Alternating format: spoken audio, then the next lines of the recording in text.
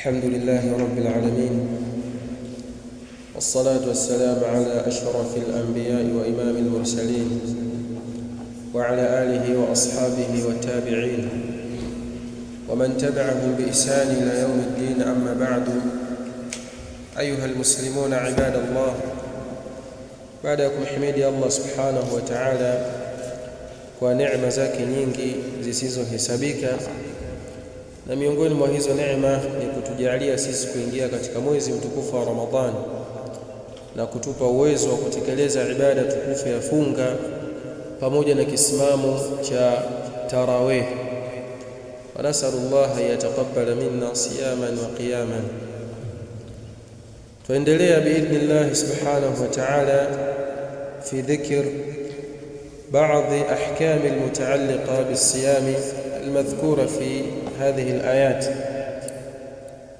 أسمى الله سبحانه وتعالى: شهر رمضان الذي أنزل فيه القرآن هدى للناس وبينات من الهدى والفرقان فمن شهد منكم الشهر فليصمه ومن كان مريضا أو على سفر فعدة من أيام أخر يريد الله بكم اليسر ولا يريد بكم العسر ولتكملوا العدة ولتكبروا الله على ما هداكم ولعلكم تشكرون. شهر رمضان الذي أنزل فيه القرآن. mwezi wa Ramadhani ndio mwezi ambao imeteremshwa ndani yake Qur'an.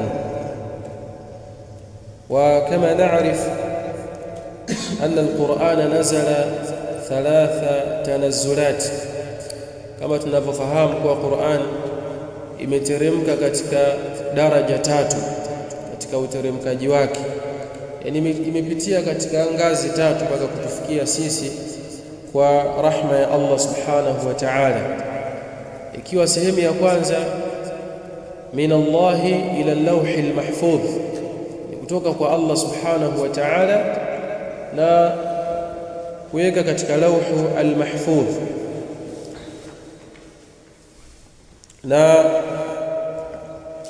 Allah subhanahu wa ta'ala amethibitisha hilo katika suratul Buruj, amethibitisha hilo katika suratul al-Buruj. Na vile vile min lawhi al-mahfudh ila samai ad-dunya au ila baiti al-izza, kutoka katika lawhul mahfudh mpaka katika baiti al-izza. Na sehemu ya 3 min baiti al-izza ila an-nabii sallallahu alayhi wasallam, kutoka katika baiti al-izza ambao ni mbingu ya dunia mpaka kwa mtume sallallahu alayhi wasallam. Na Qur'ani imeteremka mwezi mtukufu wa Ramadhan kutoka min lawhil mahfudh ila baiti al-izza. Wanachuoni wametaja hivyo, na pia wanachuoni wengine wasema kuanza kuteremka Qur'an kutoka katika baiti al-izza ila nabii sallallahu alayhi wasallam mpaka kwa mtume sallallahu alayhi wasallam ilianza kuteremka wakati wa mwezi mtukufu wa Ramadhani. Na Allah subhanahu wa ta'ala amethibitisha hilo katika Qur'an aliposema: Hamim wal kitabil mubin inna anzalnahu fi laylatin mubarakah inna kunna mundhirin. Allah anasema hakika sisi tumeiteremsha Qur'ani katika usiku wenye baraka ambao ni usiku wa Lailatul Qadr. Na imekuja saraha kabisa katika suratu al-Qadr, Allah subhanahu wa ta'ala sema: inna anzalnahu fi lailatil qadr, hakika sisi tumeiteremsha Qur'an katika usiku wenye cheo ambao wapatikana ndani ya 10 la mwisho la mwezi mtukufu wa Ramadhani katika masiku ya witr, na hasatan ikahimizwa sana katika usiku wa 27 ambao yapatikana ndani ya mwezi mtukufu wa Ramadhani. Falidhalika inapendeza sana Muislamu katika mwezi huu mtukufu wa Ramadhani aoneshe utofauti wa yeye kushikamana na Qur'ani tofauti na miezi mingine. toka mwezi huu umeingia ulipoandama mpaka sasa hivi tayari watu tuko katika Ramadhani ya pili. Utakuwa uangalie wewe Qur'ani umeipa nafasi gani mpaka sasa hivi, kwa sababu ndio mwezi wake huu ambao Qur'ani imeteremka. Lidhalika hata ilikuwa baadhi ya wanachuoni wakitaja kwamba inna a'dhama ma yustaqbalu bihi hadha ash-shahr huwa as-silatu al-qayyima bi kitabillahi subhanahu wa ta'ala tilawatan wa tadabburan wa amalan. Walikuwa wakisema baadhi ya wema waliotangulia, hakika jambo kubwa ambalo Muislamu anatakiwa kulifanya anapoingia tu katika mwezi mtukufu wa Ramadhani, basi ni yeye kushikamana na Qur'ani kwa kuisoma, kuizingatia na vile vile kuifanyia kazi, kwa sababu ni mwezi wake huu. Fa idha kana al-insan la yatamassaku bil-Qur'an fi hadha shahr famata yatamassaku bihi, ikiwa mtu hatoshikamana na Qur'ani ndani ya mwezi mtukufu wa Ramadhani ambao imeshuka Qur'ani ndani yake, famata yatamassaku bihadha alkitab, lini atashikamana na hichi kitabu, lini atakisoma, lini atakizingatia, hali ya kuwa wakati huu ndio ambao Qur'ani iliteremka. Falidhalika masahaba ridwanullahi alayhim na wema waliotangulia walikuwa wanasoma sana Qur'ani ndani ya mwezi mtukufu wa Ramadhani, na wakifanya dirasatan, wakisoma kwa kuielewa na kuizingatia na vile vile kukumbushana kuifanyia kazi zaidi kuliko miezi mingine. Sasa itakuwa haipendezi kwa Muislamu, yani ikawa hakuna tofauti wewe Ramadhani imeingia mpaka sasa hivi ulivyokuwa kabla ya Ramadhani na sasa hivi ni sawa tu, hujaanza kusoma Qur'ani, huenda hata Qur'ani kusoma hujui, na vile vile hautaki kujifundisha, na kuna walimu wapo wasomesha Qur'ani. Fahadha ajib, ili linakuwa jambo la ajabu sana kwa Muislamu. Lidhalika katika mambo ya kujitathmini Muislamu ndani ya mwezi mtukufu wa Ramadhani, umeipa nafasi gani Qur'ani mpaka sasa hivi? Kwa sababu usiwe na taswifu, yani useme nitasoma wajipa matumaini mengi. No, maadamu Allah tayari alishakujalia wewe umeingia katika Ramadhani, hata kama ni ya kwanza ni ya pili, siku hiyo hiyo anza kuangalia wewe Qur'ani umeipa nafasi gani ndani ya mwezi wake, sababu huu ni mwezi wake wenyewe ambao inatakiwa sisi tuienzi Qur'ani tukufu. Na hata Mtume sallallahu alaihi wasallam alikuwa mwezi mtukufu wa Ramadhani akienzi Qur'ani zaidi kuliko miezi mingine kwa kuisoma, kusimama usiku kwa wingi kuliko hata katika miezi mingine. Allah tuambia shahru ramadhana alladhi unzila fihi alquran hudan linnas. Hii Qur'ani iliteremka kwa malengo gani? Hudan linnas, ili uwe ni mwongozo kwa watu, fi dinihim wa dunyahum, katika dini yao na dunia yao. Mwongozo bora ni mtu kushikamana na Qur'an.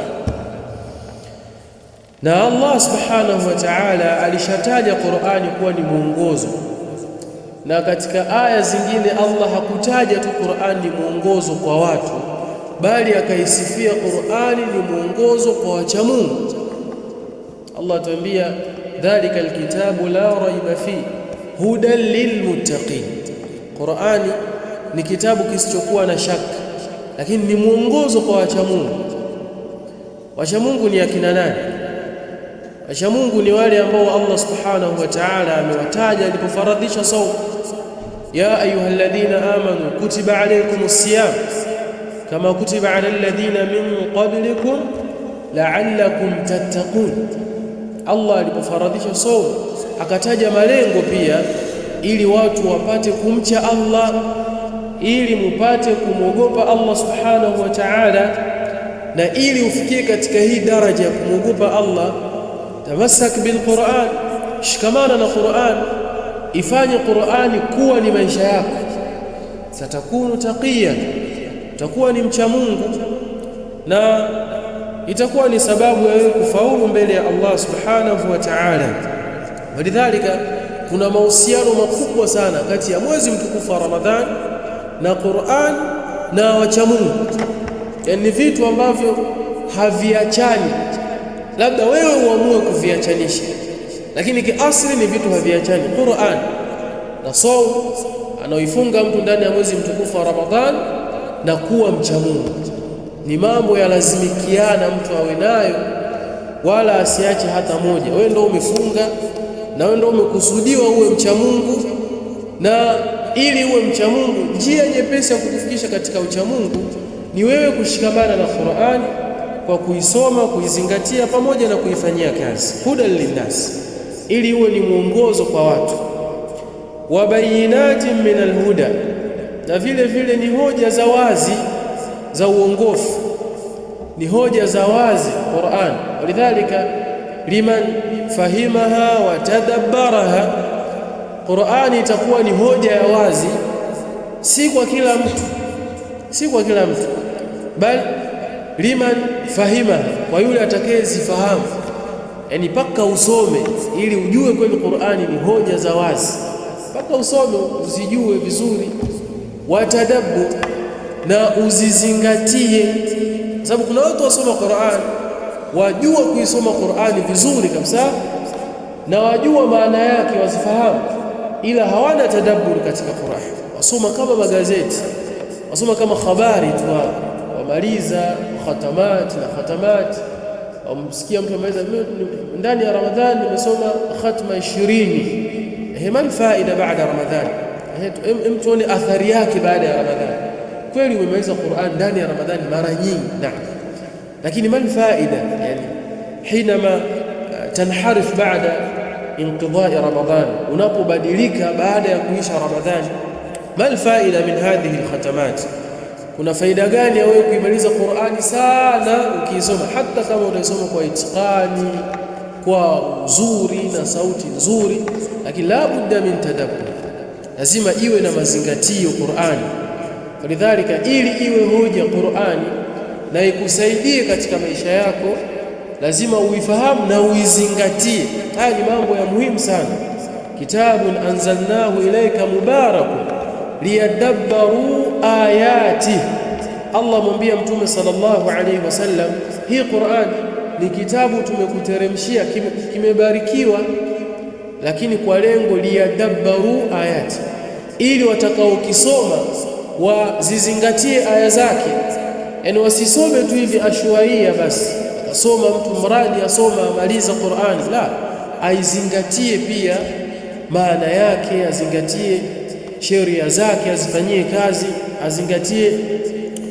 azingatie yaliyoelezwa ndani yake katika Qur'an. Wa hakadha wa bayinatin min alhuda, na ni hoja za wazi kabisa za uongofu. Wal furqan, na vile vile hadha alquran yufarriq baina alhaqqi walbatil, ina tofautisha na kutenganisha baina ya haki na batil. Katika sifa za Qur'an ya tofautisha na kuweka wazi baina ya mambo mazuri na mabaya. Walidhalika alladhi yaqra'u alquran wa yatadabbaruhu ya'rif dhalik wa yudrik dhalika ayanan bayanan, anayesoma Qur'ani akaizingatia ataona kweli Qur'ani yabainisha yaliyokuwa mazuri na mabaya.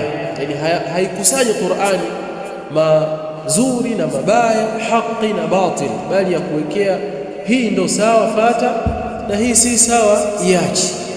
Tabia hizi ni nzuri kuwa nazo na tabia hizi si nzuri jiepushe nazo. Wa hakadha fi almuamalat. Hapo Allah subhanahu wa ta'ala akamaliza kuzungumzia baadhi ya sifa za Qur'an, lakini Allah akasema katika yale wanayofungamana na mwezi mtukufu wa Ramadhani, faman shahida minkum ash-shahra falyasum. Faman shahida bimaana faman hadara, atakayefika katika mwezi wa Ramadhani, atakayefika katika mwezi wa Ramadhani basi afunge. Atakayefika ndani ya mwezi mtukufu wa Ramadhani, fakana sahihan muqiman qadiran ala sawm falyasum. Atakayefika ndani ya mwezi mtukufu wa Ramadhani akawa ana afya njema, si mgonjwa, hana maradhi, na ni mkazi wa nyumbani kwake, hajasafiri, hajaenda popote, na ana uwezo pia wa kufunga, fali yasum, basi afunge. Hii ikaja ni amri, si kama mwanzo kule walikuwa wamekhiarishwa Waislamu, atakayetaka kufunga funge na atakayetaka kulisha maskini alishe.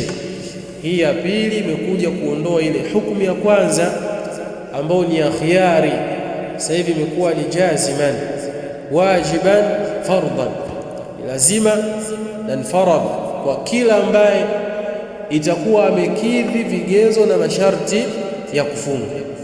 Na hapa kuna baadhi ya watu wanatafsiri hii aya, faman shahida minkum ash-shahra, maana yake atakayeshuhudia mwezi, kwa maana ya kuona.